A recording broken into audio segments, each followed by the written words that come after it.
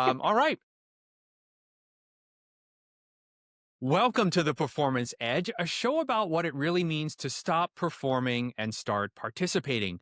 I'm your host, Michael Cinquino, CEO of Soho Creative Studio, and every week we explore the bold, practical steps that help you move past polish and perfection and into presence. If you're ready to lead, connect, and grow at your edge, this is your invitation to drop the act, stop performing, and start participating. The next thought in my mind is to say something like, a woman who needs no introduction anywhere in the civilized world. Welcome, Katelyn Kopenhaver. Thank you, Michael I was Cinquino. also thinking about us, and this is just such a terrible reference from Raiders of the Lost Ark, but that scene where the bad guy, and I won't say what kind of bad guy he is where he leans into Marion and he's like, now, what should we do? So I feel like, what shall we talk about? What shall we talk about? We have so much we could talk about. This is about the edge and performing at the edge. And by God, you're someone that performs at the edge in so many ways. So I guess I would first ask you a question that I never asked you, even though I know you personally for a while now. Where's your edge? What does the edge look like for Katelyn when you're living out at the edge? The edge. I love this, this idea of, well, I mean, it's really art, right? And this is where I make art. This is where I'm making work, is like on these edges of order and chaos, on these edges of what is real, what is not real, on these fringes of, what's accepted socially, culturally, what's not, where are the truth, where are the lies, like all of these intersections and gray spaces. It's funny because my dad always used to say, he's like, Katelyn has an edge. Really? She's Okay. got All an right. edge. Well, here we go. Right in the beginning here. So what, tell me more. It's funny because people are like, you're really sweet, but I really wouldn't want to get on your bad side. And I'm like, no, you wouldn't, And it's funny. I mean, I'm very tolerant. It takes a lot for me to like be angry, Katelyn. But but yeah, I have this, side of me that is not pleasant. And a lot of people do, right? Of course, everyone does. Um, but I think it's also important to be able to have a boundary, where you're like, if you're not being treated right, or something's unfair, or you're mad about something, and it's like, show that, express that. I remember even being at SVA, and I'm sitting there in a critique class, and I'm just getting like ripped apart, right? Like Now, Ed, ripped for the apart. benefit of our audience, SVA is where you went to school? Yeah. Yes, yeah, the School of Visual Arts, and I'm just getting ripped apart in this critique class, and my face, like they're not like this person isn't even saying anything constructive, but my face is literally shifting, and people are like, "You look different, like you totally transform," and I'm like, yeah, because that's when you usually see me, like, kind of like, so it's funny. What do you what moves you to your edge? When your father said, Katelyn has an edge. And I guess, how do you define this? Because it's like, this word edgy, right? Right. This artwork is edgy. What does that really mean? Like, what do how do you, maybe we could start there in your artwork. You're someone that I love. You find edges and push boundaries in your artwork, but it's who you are as a person. It's not an act. It's not something put on. It's a natural part of your soul. It would seem to me, in my observation, knowing you, for the benefit of the audience, Katelyn and I met in the dark depths of the pandemic in 2020, and we've known each other since. We'll maybe tell that story in a moment. But how do you, something you brought up a little earlier, Katelyn, about asking questions. Right. And I know words are a big part of your art and your work and who you are. What are some of the questions that you ask yourself as an artist and maybe as a human to find that edge, or to start to walk towards it, or to reveal it or whatever that might be? What are those questions?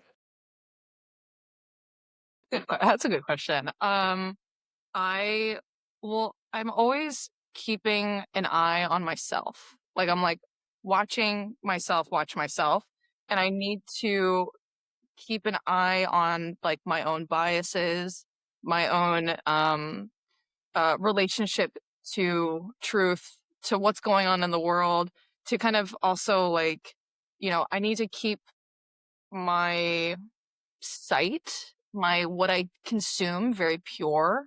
Um, so I don't kind of like fall into something that I didn't ask to be fallen into. Can I interrupt you for a second? Um, Is that where the self-observation comes from? Because I was thinking as you were saying, I'm like, well, why do you self-observe? Why are you vigilant in that way? And you just said it's to not fall into something. What's the motivation behind, checking yourself or watching yourself?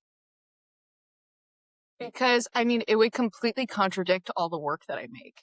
If I am, because I'm calling attention to these different ways that we're manipulated, right? And these different ways that our perception is conditioned and constructed. And then I attempt to bring those findings to the surface and then to articulate it. But if me, myself, is manipulated and and we are also part of, this machine, right? That's running. But at the same time, you know, there is a lot that can be discovered and articulated and brought up into our, realm of existence that should be exposed, in my opinion. So I need to keep myself, very kind of clear so I'm not putting out the very ideas that I'm critiquing. Yeah, it makes If that complete sense. You want to be clear. You want to try to stay as clear as possible so you're seeing with clear eyes. Is that another way of saying it, maybe? Yeah, absolutely. I mean, and there is also, and this is where art is, you know, wild because there's also a part of, I mean, all of my work is also deeply personal. So there are aspects of, of course, of myself and of my experience that are in there. Um, but I'm always wanting to, keep an eye and like zoom out. So I'm not, yeah, adding some mishmash that doesn't need to be there. What are some ways you do that? What are Yeah. some ways you zoom out? What are some ways that you keep yourself in check? Because, what I'm hearing sometimes is, we get caught in our own feedback loops and we don't know what we don't know. And then these blind spots get bigger and bigger and bigger. And then we're part of the cycle of something that might not be helpful. So what does Katelyn do to zoom out? What Exercise kind of exercise? helps. Um, like movement, cardio, swimming.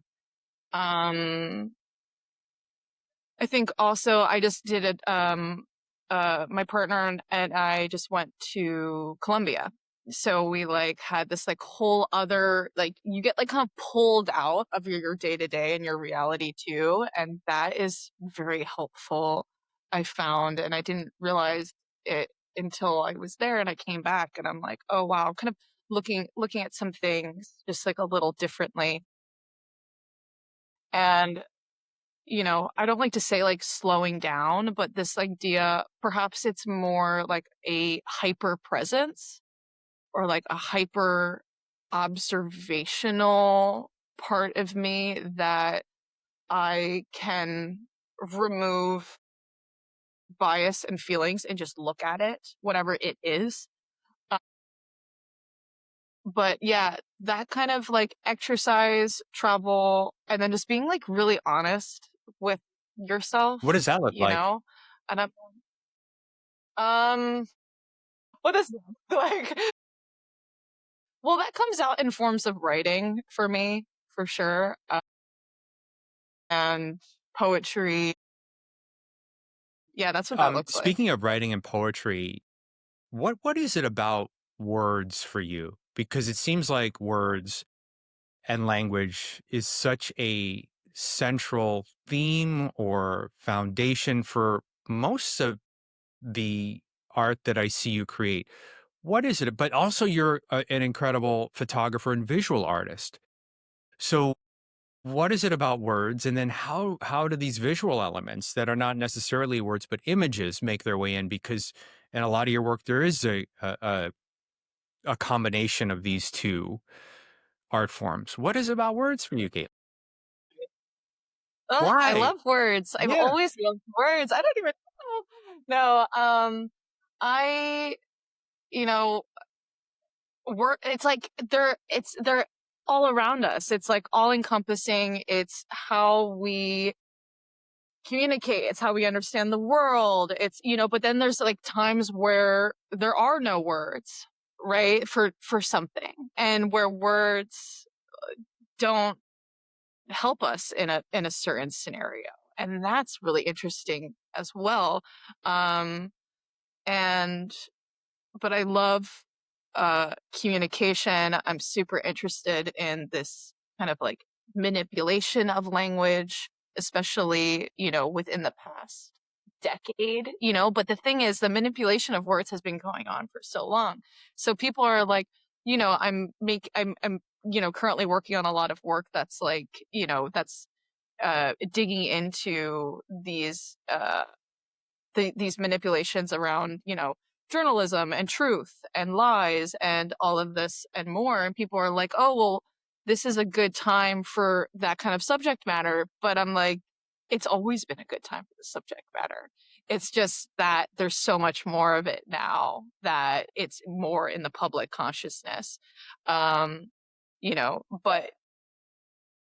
because it's more in the public consciousness, like no one's really doing anything or saying anything. It's kind of just getting people more and more saturated and fragmented, um, which is dangerous. And one has to realize that a lot of what we feel, I think, is put onto us. It's like vis-a-vis culture. It's like, well, why am I feeling foggy and fragmented and I can't focus? And it's like, well, because it's being put onto you. Like, put down the phone and focus on what you're doing for 5 seconds. This brings me back to when we first met in 2020, when uh, I realized and observed that it started to become a crime to say the words, I'm not so sure. And you are not Oh yeah, permitted to say, I'm not so sure. Not even that I don't agree, but I'm not so sure. And, as you're speaking now, Caitlin, I'm like, how does one know? Well, I think it's actually pretty easy technique to know whether you're being put upon in that way. And what is the reaction from the organization or individual when you say, I'm not so sure about that? If they react in a way that is like, okay, sure, keep thinking on it, or, do your own research, and they act in a way that's open and receptive to that, that you're probably with somebody that's not trying to manipulate with you. But yeah, would you agree that then the opposite is also true? And it's like, I'm not so sure. They're like, oh, the science, trust it. Like, it's like, whoa, whoa, whoa, whoa. That's when I started to get wonky on things, when it was like, you're not even allowed to question something. How do you feel about curiosity? Because I yeah, wrote and it that's dangerous. earlier, this idea of, it sounds like part of your existence, or part of your practice day to day is the phrase, I'm not so sure. And looking at yeah, you're smart. Yeah, you're nodding. Does that resonate for you? Absolutely. I am very skeptical about most things. But I'm not But see, negative. that's the thing. I have to highlight that, and pardon my interruption. You walk this very You're good. unique balance between being highly skeptical, but at the same time, you're not doom and gloom, and you're not negative. How the hell do you do that?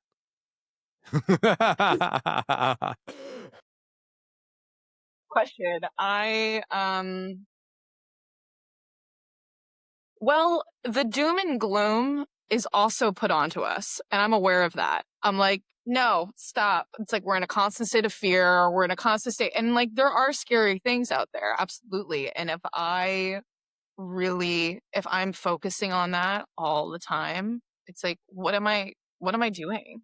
And I'm not here to I don't want to make other people feel bad. But I want people to think. So the skepticism, I think, comes from this really deep desire in me to poke and push people to think and to be like, and to also kind of promote that, like, I'm not so sure. It's like, don't take everything at face value. Don't buy everything that they're selling you. It's like, just step back for a second. But, the culture and the media is like, don't step back. No, buy it. No, think it. No, this is how you do this during the holidays. This is how you do that. This is what you should be taking. This is what you should be, consuming. It's like, no, no, no. Like, no, no, let's, step back a little bit. And I believe in that, having people think and, perhaps even like awaken or have this moment of introspection that sends like a good positive sense out there to them, to the universe, to whomever. And then that spreads, and then they spread that to another person. So it's this kind of vibration that's getting put out there cosmically in some way, versus if I'm making work that's all about, just like really negative, really nasty stuff. It's like, that doesn't do anything, and I'm going to lose people completely, and this is why art is so, magnificent, is because, you can have people from all different contexts, all different histories, ages, upbringings, and they can pull different things out of your work. I have this piece behind me that says, trust your source, trust your decisions. And it, that piece for me is this, critique on it's a disintegrating wheat pasted ad, and it's disintegrating like our trust in journalism, like our trust in sources. And it's ironic because it's for like a VPN ad, so that's like Yeah. about Yes. privacy and Yes. Of course. security and all these things. And it's just disintegrating. And I had a disposable camera on me at the time, and I'm in New York, and it's on those like post no Yeah. bills scaffolding. And I was like, huh, like what an irony and what a beautiful metaphor. And then, someone recently told me that I have it up at a show right now, in Miami at this space called the Laundromat. And, this woman came up to me and she was like, this piece like really hit me. And I was like, what? She was like, because I'm going through a lot of things in my life right now. And I really like, I'm starting to honestly like trust myself and trust my decisions more.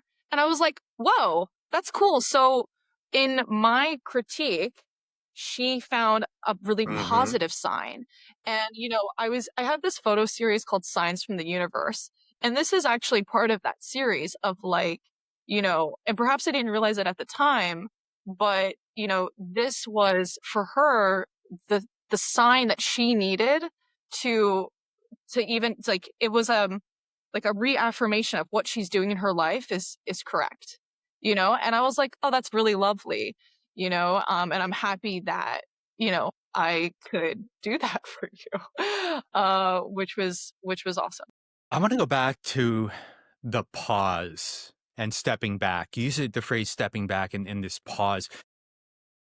Two things I want to say about the pause. We did an acting exercise at Kimball Studio in New York. For those of you that don't know, it's an incredible acting studio. Julia Crockett was the teacher of that class, who's another incredible human being. The exercise we did was we weren't allowed to speak. We had to do an improvised scene with circumstances like you would normally do an improvised scene, relationship and all that stuff. You want something, etc. but you were only allowed to talk when you absolutely felt compelled and had to speak in that moment. Now, you would think these scenes would be boring and there would be nothing going on. They were abso-fucking-lutely compelling. And we said very, very, very, very little. And there was so much going on, the two performers up there in the silences, in the really long pauses. I was like, holy shit, this is incredible. Secondly, taking it to a therapeutic perspective, we're learning that, like, when in doubt, sit quietly. That's actually when the patient is going to integrate and absorb what has happened. And pauses are not something to be afraid of. Like, like client says something, literally just sit there. It's going to feel 3, 4, 5, 6 seconds is going to feel like 3 hours, right? But wrapping this all up into a bow here, and I want to hear your thoughts on pauses and stepping back. One of my favorite all-time poems is Leaves of Grass from Walt Whitman. And the first, not the first line, but top of another verse in the poem is this line: "Stop this day and night with me, and you shall possess the origin of all poems." And it always stood out to me because stop and all, not some, but all. And there's something that just happens. And as you were speaking, Katelyn, what I was hearing from you is like, in a way, you're like, everybody just needs to fucking stop for a second. Right? I'm hearing this Yeah. like stop, pause. So I mean, with me saying what I just said, what are your, I was gonna say advice, I don't want to say advice. What are your thoughts and feels around just stopping for a second? Do you like, how do you, it sounds like you do that. You talked a little bit about it already. Yeah, there's it's interesting because there's times where I have like just so many ideas. And I'm like, I want to make this, I want to make this, da da da da. And then there's times where I got nothing. And I'm like, okay, let me let this boil up. And the times where I got nothing, I am reading, I am consuming like, yeah, literature, exercise. I am just, stopping things and like, getting inspiration. I'm probably doing more things like going to museums more, going to like I'm just consuming. I'm kind of getting more creative ideas and bandwidth. Um, I mean, I never really stop making, because I'm always making in my head, but it's important to let that bottle up because if I just, I'm like executing half thought out ideas, it's like, why? Like let it boil up a little bit until you're like, okay, now I really need to make. And so I go through periods of times like that in the year within my own, creative practice where that Let me that ask you happens. this, something I know you can relate to. This idea of the pace of production, right? Hmm. So for Yeah. those of you that might not know, in the ye olde days of photography, uh, you would do an editorial that would live in a magazine for 30 days. And over a certain Hmm. amount of weeks or days or whatever, you would go to the shoot, you would shoot film, the film would go to the lab, the film would come back from the lab, you would look at proofs, you would send proofs to the client, you would pick 3 or 4 images. It's a long process. And then 12 times a year, these, magazines would come out, depending upon the pace of publication, but usually monthly publications. Now, this pace of production, and it's like I watch, some of our clients like, we gotta get something out there. Do you? Do you? Is this the game? I call it crank it out culture. And it's like, we don't really care about the quality. We just need to continue to crank stuff out to do our best to try to get attention. So the distinction that I've learned to make is, are you playing the attention game or are you playing the connection game? Because the connection game's a lot slower and more genuine. Attention, you just run around like an idiot as much as you can and, light yourself on fire to try to get attention. It sounds like you're someone that leans, of course, more into letting things marinate. Like, what is like, what does that pacing look like for you when you're creating something? Like, say you're creating, you're creating a piece like the one behind you. It's interesting because I also will make pieces and then I'll go back into them like a little later. Um, like, but I have to like kind of see it now. Like there is an urgency and it's purely a curiosity. Like I have these like smile pieces and I did one also on black, like white ink on black canvas. And I was like purely just curious. I was like, oh, let me just see what it looks like. Oh my god, my dog is like moving and I have this whole We box love on your phone. dogs. They can do I'm no gonna hold it wrong. like they can never do any wrong. Um and so sometimes and then other times I'll have an idea and I will like really just like I'll crank it out. Like you said, like I'll see it through. Um, but then it's interesting because I have, you know, all of these like kind of things that have happened and I'm like, oh, I should probably post this on social media, you know? And I don't feel that I don't feel that like, oh, I gotta post, ugh, you know, because again, that's put onto us, right? From the culture of like, gotta stay relevant, gotta get people's attention. And you know, Bruce Nauman said this What's like, up? oh, in the '90s. He's a like a renowned artist, photographer, multimedia, performance, installation. He he said he has this piece that says, please pay attention. And it's all about this idea of everyone wants people to pay attention to them, yet they can't pay attention themselves. I gotta pause on that So, one, girl.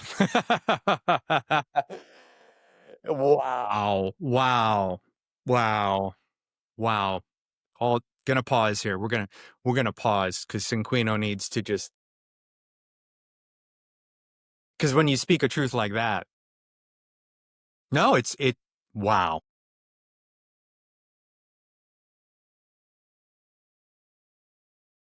and for him to be saying that then, you know, is interesting because now here we are and it's like we're in some sort of I was gonna say like zombified movie, but it's like, you know, it's just like this like hypnotic day to day, right? Of like da da da da da da. And this is also where I like to explore and deploy the clothing Tell us more. because Yeah. the clothing that I do commissions, I thrift items, and I print really big text on the backs of them that are, you know, charged with meaning. So, you know, I have like a really big one that says "You've been lied to." You know, I was wearing it around New York in 2020. It was funny, and someone bought it too, which is fantastic. And I was like, "Who was the badass that bought that?" I wonder. Um, and because I sell with a store called the Canvas in New York, they're in the Oculus building in the Seaport, down in the financial district. And so, the clothing has this sort of almost like forces a pause on people, right? Because they're like, whoa, what's that? And then sometimes people go up to people and they talk to them and they're like, what's this about? And that's really the whole purpose of the clothing, ultimately. Um, and it's always interesting to me too, because people that buy those pieces are becoming part of my performance of sending these messages out, uh like having this dialogue with strangers and it kind of like also continues and continues beyond me, right? um but it's just another interesting way for me to send those seeds out, um to people that are like kind of beyond the gallery white wall context. Working in the physical world and creating things that you can touch and wear and put out there. And as you were speaking there, I was thinking about how we both left New York. And as artists, that would have been unheard of. And, you know, would love to hear about you picking up and moving to Miami essentially with nothing and creating Yes. a very full life as a human and an artist in Miami after leaving New York and sometime in the 2020s. So you'll let us know. But one of the things that came up for me, Caitlin, was that like I think we can overlook the power of presence in the physical world and how much more high leverage it is to have a physical relation. I think it's at least 10x, if not like 100x. Like someone seeing your piece of art, wearing a piece of art, and having that conversation, the depth of that exchange in relationship is at least 10x anything that would happen on Instagram. But I think we can overlook this, and we think that if we don't force things out into the digital world or dominate there, there's just no hope for us. And I feel like, and please correct me if I'm wrong, a good part of what you've done in Miami is the old school knocking on doors. And one of the reasons, and I got to say this too, like one of the things when I was leaving acting school in 2005, it was still very true that if you wanted to, the thing was you didn't go to LA unless you had representation.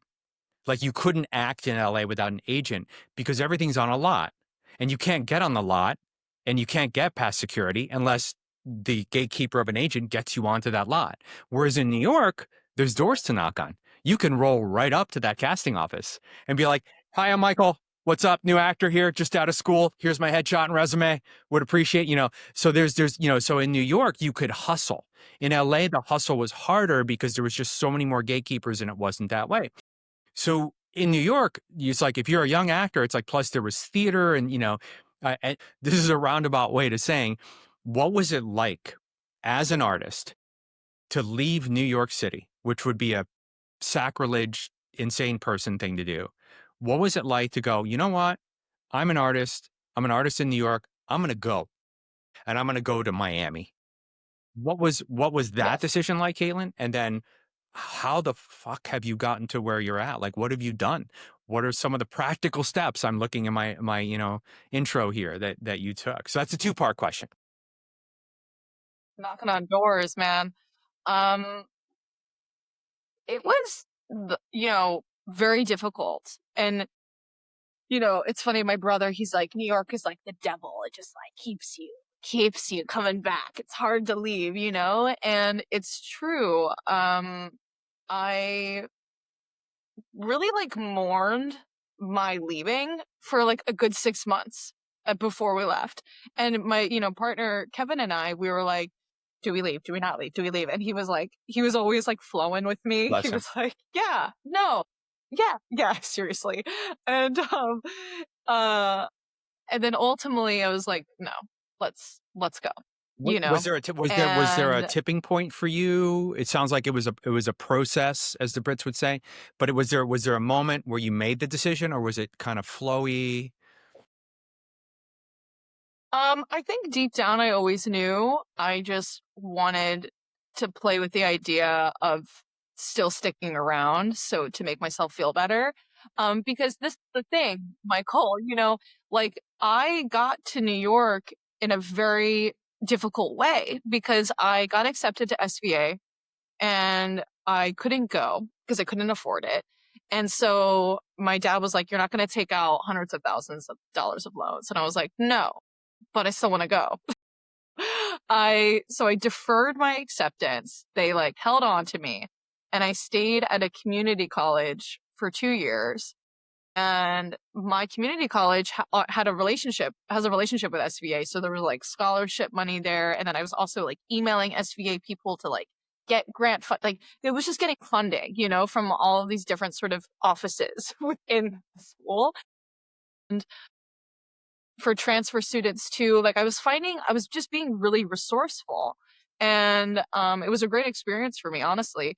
And so I was able to accumulate this funding. And then I went. I still have some loans, but it's like, not, it's 18,000. It's not 500,000, like, whatever. So and I'm selling my debt it's one of my parts of my project called Will You Buy Me? So if anyone wants to buy my debt. Buy Um, her debt. but I, I,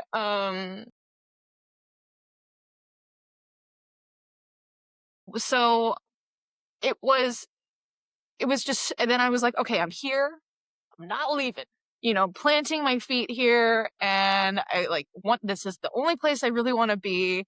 And I maneuvered and hustled and did this and went to school and did this and this visit and that visit and going up to galleries. You want to do a studio visit, and I shot for New York Magazine. I shot for these people. I did this, I did that. I had wonderful experiences, that I hold like very close to me.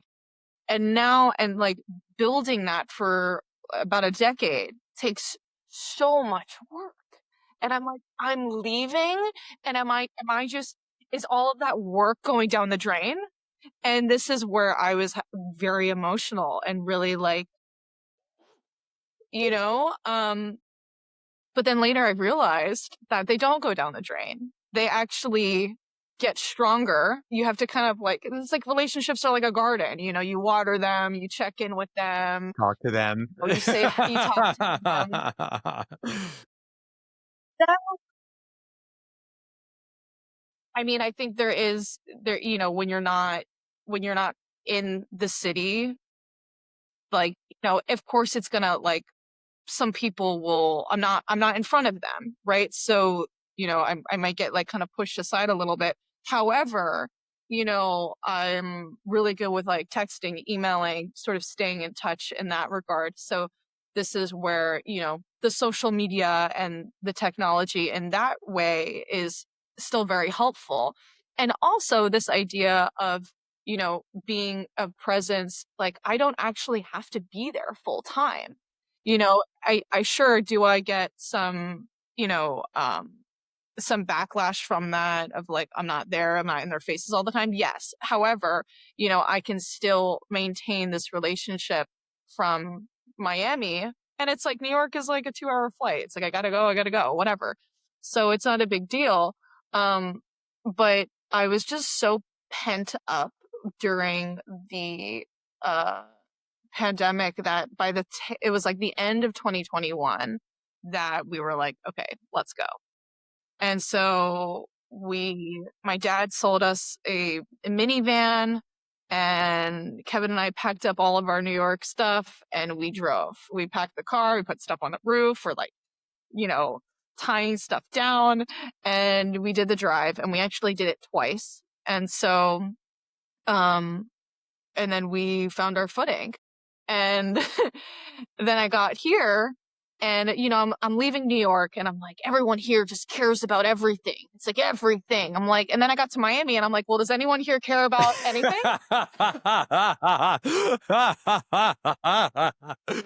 How is that transition?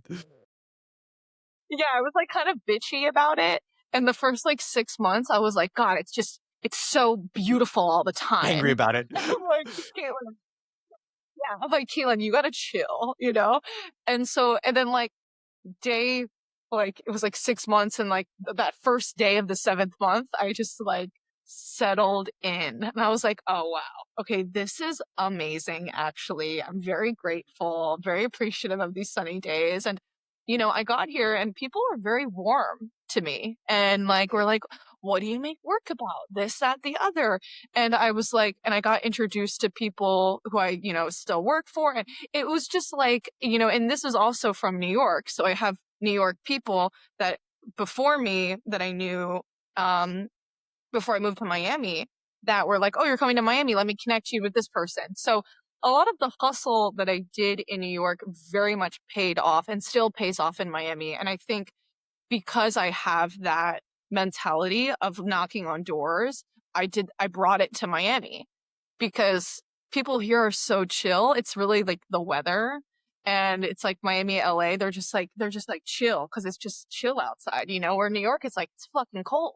You got to go, you're hungry, you want to go down to the bodega, you got to go down 5 flights of stairs, and it's freezing. So wear a fur coat. And have fun grocery shopping, by the way. Have fun, yeah. Bringing those bags up. And so, yeah, it was a really interesting transition. I went through like a bunch of different kind of like emotions about it, but I landed, and I also, when I got here, had this like all of this trauma like come out of me. And I was like, where is this coming from? And I'm like, oh, right. It's not normal to be paranoid all the time. Oh, right. It's not normal to feel like I'm unsafe all the time.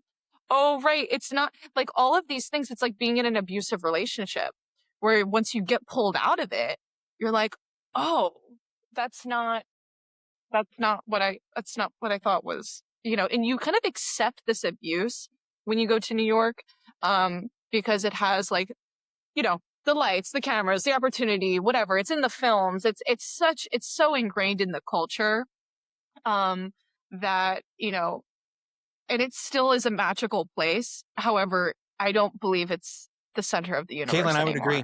anymore. I sadly agree, but I would agree. So, you know, for me, I have the same relationship with New York now. My heart still breaks to a certain extent over, what New York has become in a way. It still, yes, is a magical place. But I hearken back to when I first got there. And there's that expression that like New York was always cooler when you first got there. Right? Whether that's Yes. 1980 or 2004 when I first arrived. But I think to an extent that that is true. Like if you look at and everything I look at now, I'm like, well, is this is this pre-spring of 2020 or post? And they're two very like so anything that's produced or created, it's like two very, very, very different times. So I mean, I don't know why I'm going on this tangent about this because it's something that we've talked about so much.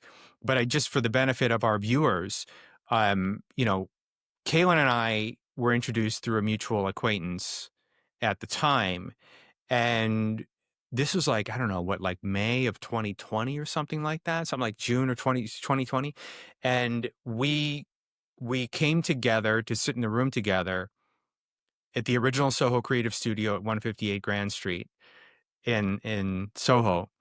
And I'll never forget that. And it was so wonderful to be able to sit with somebody. And I felt like for the first time I could say what I was thinking the whole time. Yeah. And I didn't Mhm. feel like I was allowed to do that before without a severe consequence. So for me, one of the things I'm learning is about DBT, um, uh, dialectic behavior therapy. And you'll probably appreciate this. It deals with dialectics in that, like, I'm okay. I need to accept myself fully as I am now, but I also want to change. And it was the first time that I was able to be validated because I thought I was going insane and I thought I was crazy. And it was until I sat across from Katelyn uh, and just able to share, hey, you think this is what's going on? And you're like, yeah. I'm like, I'm not crazy, am I? I'm like, you're like, nope, nope. I'm like, this is really happening, isn't it? You're like, yep, really happening.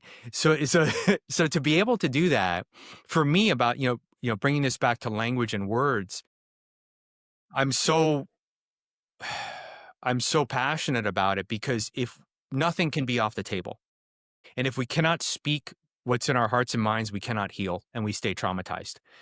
And we went to New Hampshire where it wasn't an extreme view either way. It was just like, hey, we should do what's reasonable. And it's the middle of the road. That's not a question for you. That's me just word vomiting. But Yeah, no, it's a great word vomit. I mean, that's also the thing too. Like that New York is supposed to, quote unquote, supposed to, was, whatever, this space where it really challenges critical discourse. It challenges this like diversity of thought. It welcomes it.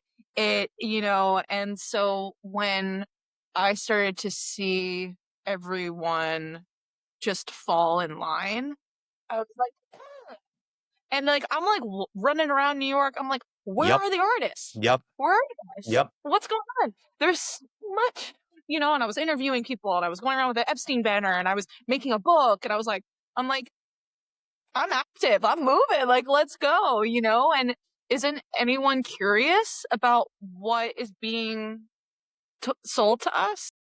what's being incentivized to us? Like, why is this, you know, um, why should this be anything different than our day to day of our cultural critique? Shouldn't this also be something that we as artists and people also investigate and look at a little bit deeper than what's on the surface? Because this is also like the woman, right? She's like, oh, that's nihilistic.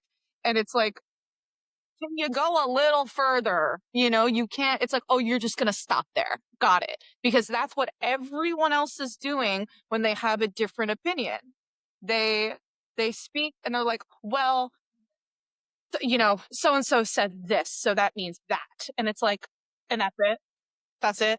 That's all you're going to, oh, or they just say, oh, well, that person's, like their specific race or whatever. And it's just like, that's it. That's all. That's all. There's more to you. Like that's it. So we really, I feel like the culture also has gotten more stupid, or like more like just like kind of like dumbed down a bit, because it's like the answers are already there. The opinions are already there for you. Everything's there. It's packaged, it's ready. You don't have to think about it. And I'm like, no, get away from me. Right. No, and you and and know? like I have to be super clear here because this goes out into the world. All I'm saying is I wanted to just say I'm not so sure. And I wasn't saying, I was like, That's hey, it. you need to do this. Okay, thank you for that. I'm not totally sure about that. I'm going to look into it. No, you have to do it now. You have to do it. And the longer you don't do it, the higher the risk is. You got to go. And it's like, that's another red flag for me, that you're pushing fast, hard, go. Like any salesman who's pushing for a close really fast, I immediately get turned off and run the other direction. I'm like, okay, something's like totally fishy here. So again, it's not even a one thing or the other. It's like what you're saying is like, I'm not so sure. And I was thinking about this the other day of like, everything is contextual, right? And this idea of how to, the base camp, I forget what the base camp, I use base camp project management. It's fantastic. Something like 37 signals or something like that. I'm probably getting the number wrong. But one of the things the two founders of 37 Signals say, they created this company, I think maybe a decade ago or probably even longer or something like that. Forgive me if that's way off, guys. But I think more importantly, is that they're like, don't ask us how to start a company. We don't know. We did this 10 years ago. Ask somebody who's starting a company right now. We have no idea. And they're a very successful company. They're like, we don't know what it's like to start a company. We did this a decade ago. Oh, we have no idea. You can't take advice from us. That was a whole context. That's why I'm starting more and more. I'm starting to get away from the how to. The what and the why are what I concern myself with, but it's like the how to. It's like, well, hold on a second. That how to worked for that person in that context as them in that time surrounded by those people. And the idea that it's going to work again for you is really just silly, but I get it. We want to know how. We want to put our credit card down and go, well, this is how I do this and this is how I do that. But it's like you're saying, it's like a false hold on a second. Like, don't take, like, hold on a second. Like, Yeah. and then also don't get too emotionally attached to your opinion because it makes it that much harder. And the secret that I found is they make it part of your identity. Because once it's implanted in Yeah. your identity, you're not going to violate your own identity. So even if and what I noticed, Katelyn, was that like, even when, quote, the science or evidence was presented to go, this is no longer true. Look, it's right here. It's no longer true. That person would just ignore it. They go, well, it doesn't fall in line with, you know, with what no, it's a lie. It's made up. That's junk. It's junk science. It's not really true. So for me, it's like huge takeaway is that twofold. Honest people can sincerely remember things that never actually happened and be convincing. Mhm. Honest Mm. people can sincerely leave out things that did actually happen and also be convincing. And in neither case, they're lying. They're telling the truth as they know it. Mm. And I think what I'm getting at is the truth, actuality is so hard to get to that most of us don't have the time or the energy to do it. And I do understand that. But it's when you start to put your laziness on somebody else. That's when I Yes. start to have a problem with it. You can go 1 inch deep, good for you. But don't attack me and don't attack other people. It's like you haven't even read a single book on the topic. You read a tweet, now you're like, this is what the truth is. I'm like, seriously, yo? Yeah, and that's also part of the point too, is to muddy the waters so much that people don't have the emotional bandwidth and mental bandwidth to find it, to sift through it. And that's where I Let me ask, sift, you know, yeah, as much as I can. let's see if we can talk about this, and then I'm gonna ask you the questionnaire. Attention. Okay. Attention. Yeah, Attention. how do you control and direct your attention, Katelyn? And what for you is worth paying attention to?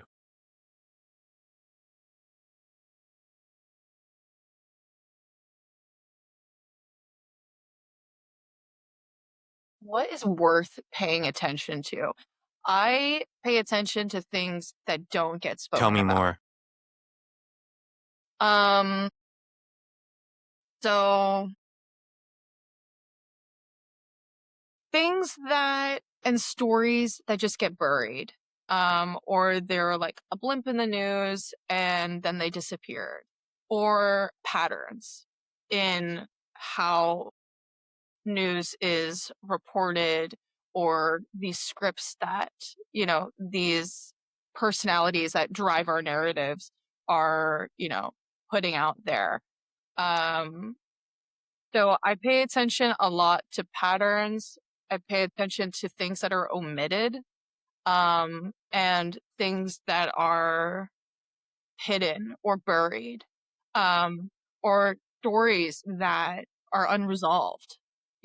Things that it's just like still kind of hang up. They're just still up there in the air, and they're like this open secret of, oh, we know, um, you know, Jeffrey Epstein didn't kill himself, but and it's just like, what is this? What is that? And um, I I have to also, like, everyone has their own, programming, their own perception, of course, of like how they look at the world and these things, and others and whatever. Um, so I get it that there are these stories that continue to go, and they just, and then they pop up again, and it happens again, and it happens. And, everyone has their day to day that they're going through. They don't have time to, I mean, hell, that's like even with me sometimes, and, there's a lot that's sort of unraveled more so with the Epstein story. And I have to like take time to like sit there and like really, cause I haven't in a while. I was so into it, and then I kind of pulled out. And at times it's hard for me even, I'm like, oh, I want to watch something, or you kind of like don't really want to think or like be, kind of constantly operating, I like your highest level, because it's just there's so much around. There's a lot of stimuli, around. And it's great also when like you do travel, or you have those moments where you're like, I'm just gonna go here, I'm gonna leave my phone, and I'm gonna go take a walk or something. And I think those moments are really important. And those are also like moments of pause, I would say, as well. Can I talk about something you just made me think of? Yes. You're talking about like when I asked you like what's worth paying attention to, you may have said omissions or what's being omitted. I find that fascinating, and asking like, and I love questions because they're an action in and of themselves. Yes. Right? There's a physical, like I'm, moving something on my desk is a physical action. But if I ask a question, that in and of itself is an action. And to ask the question, what's being omitted, I think is such a compelling question. There are unconscious omissions, right? As human beings, we just unconsciously leave things out. But asking like, and you've brought me to this really compelling question, or this two-part question. One, what might be intentionally being omitted? Number one. Two, what might be unintentionally being omitted, and what might that reveal? And I see your wheels turning. I'm like, what is intentionally omitted? The truth.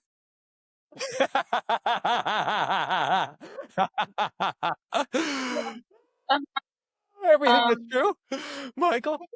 another thing to pay attention to is timing. It's like Hmm. timing and Timing of the what? certain well, I'm thinking of the stock market. Honestly, it's like with like money and like funding and like I have this phrase, who owns who buys who. Mm. And this is all about, these corporations or these entities that are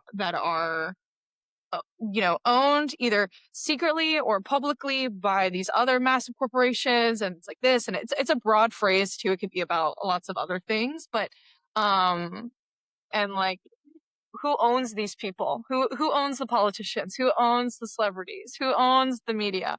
And then who's moving these kind of pieces and how that affects these people who are also, making tons of money off of in the stock market. And so it's interesting of like this idea of like kind of following the money and following like the timeline of certain things, like Mm. who made moves when and why. And it's like, oh, interesting. Okay, so that's connected to that. And then, you could sort of start to make this like mind map of things. I love this question because looking at history, you look at things that were happening, but rarely do we ask the question, what was going on at that time? Right? And you're like, oh, well, this happened. Okay, well, hold on a second. What was going on at that time? And when you start to fill in context, right, that surrounds something that might not have made sense in its singularity makes complete sense when you start to add context. And it's like, I had an acting teacher like once say, like, it's like, oh, I said, like, I was playing a murderer or something. I'm like, well, I would never do that. And she goes, oh, no, Michael. No, no, no, no, no, no. Under the right circumstances, everyone is capable of anything, given the right circumstances. So I think that circumstances are something you're reminding me, Katelyn, that circumstances and context are never anything we cannot pay attention to because they are the drivers and explainers, if you will. And timing is a context, right? That you laid out. Timing is a context, right? Who buys who is a context, right? What's go at that time, who was buying what, and who is doing what to who was benefiting at that time, who will benefit later. So I mean, like, well, Oh yeah. listen, I have one question for you Yes. before I go into the final questions. And the question is this: what is it that you think people should know about you? Wow. Oh my God, that's such a big question. Um, what should people know about me? That I'm quite funny. You are. Um, I have a very deep desire to help people. Uh, and I think that's like something that perhaps may not come across. Like, I don't like go around because it sounds like I'm not trying to be like a guru, right? I don't want to talk at people. I don't want to, I don't even want to teach people things. I just want to plant like a little seed, a little sprinkle of, maybe you should look at this. Maybe you should look at that over here. Um and that I very much care about justice and I care about truth. If we don't have the truth, we don't have anything. Mm. On that note, Caitlin, what is your favorite word? Oh, oh my God, so many. Uh, I love the word relentless. I love the word acerbic. I love the word ostensible. I love the word malicious. What is your Uh, least favorite word? I love the word no. Um, okay, least favorite word. Um,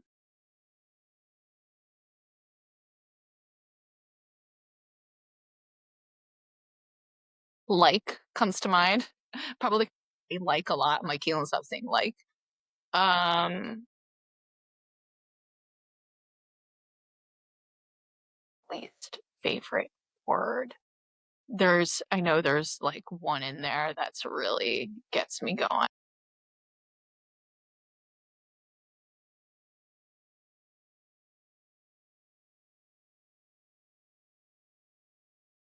What's interesting is that you rattle off like 5 and I had to cut you off for your favorite, but I asked you for one of your least favorites, you're totally Oh, stumped.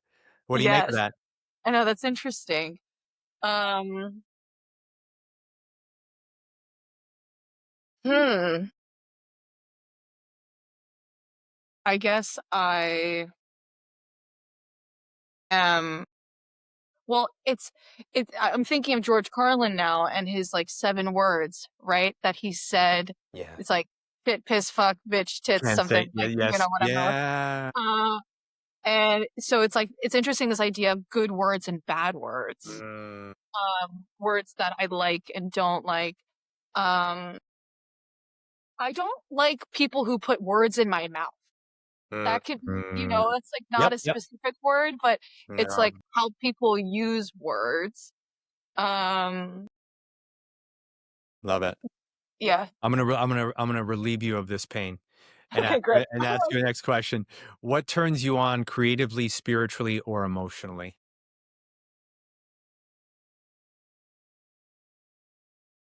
World. Looking around. Love it. What turns you off? People or entities who tell me what to do. Oh, we have so much in common. What is your favorite curse word? Just had them all come into my head. I think fuck. Right on. My favorite. What sound or noise do you love? Rain. What sound or noise do you hate? Chalkboard screeches. What profession other than your own would you like to attempt? People have told me that I would make a good detective. I think that would be Mm, alternative reality if I was a detective. But also, I, I grew up riding horses, so there's like a parallel of me where I'm like a professional equestrian as well, athlete. maybe a detective who rides horses. That'd be awesome. That would be awesome because then I would get you because then you could be able to do the Columbo thing where like you know that you're like the dude's like, yeah, I wasn't there. You're like, okay, well, I guess, this one's gonna go unsolved. And then you like gallop back around. You're like, just one more thing. One more question for you there. You said you were left-handed, right? But you were throwing the ball with your right hand. So like I could just do just one more thing. You would be able to do just one more thing as a detective. I think you'd be a great detective. Thank Or you. even a woman play, or even, I still don't think acting is off the table for you.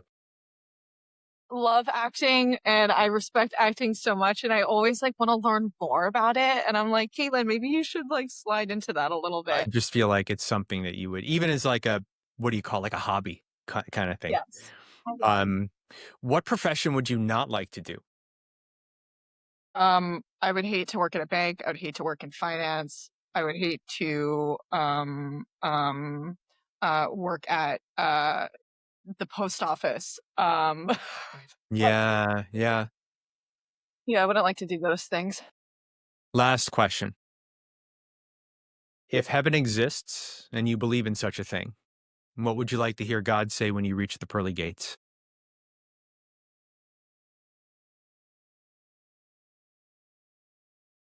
Hmm. What do I want him to say? I could have just thought of like, hey gal, come on in. Maybe he has like a beer waiting for me or something. As we say in the theater end scene. Ladies and gentlemen, Katelyn Kopenhaver. Katelyn, thank you so much. Thank you, Michael. It's My amazing. play. This certainly was. We could have, of course, talked for 3 hours, but I don't run a 3 hour show, so we're like an hour or so, and that's how we're gonna roll. Hey everyone, Caitlin's links will be below. You can check her out on socials and her website. Check out her art and all the great things she does for the world.